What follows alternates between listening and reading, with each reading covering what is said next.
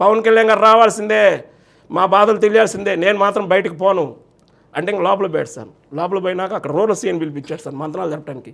జరిగింది శ్రీనివాస్, వాస్తవం సీఐ చాలా మంచోడు, ఆయన వెనకేసుకు వస్తారు, వాళ్ళ శాఖే కదా. ఆయన పేరు రమేష్ కుమార్ అండి. మొన్నటిదాకా తెనాలి ఉన్నాడు, ఇప్పుడు ఎక్కడ ఉన్నాడో తెలియదు.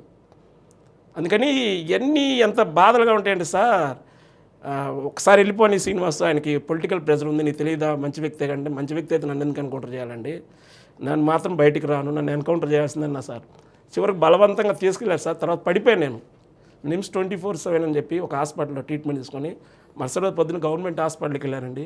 వెళ్ళి పవన్ కళ్యాణ్ గారు ఒక పిఏతో నాతో ఉదయం మార్నింగ్ గవర్నమెంట్ హాస్పిటల్కి వెళ్తే నాతో ఫోన్లో మాట్లాడించాను. నేను అప్పుడు మీ ఛానల్లో ఛానల్లో కూడా మాట్లాడాను కూడా.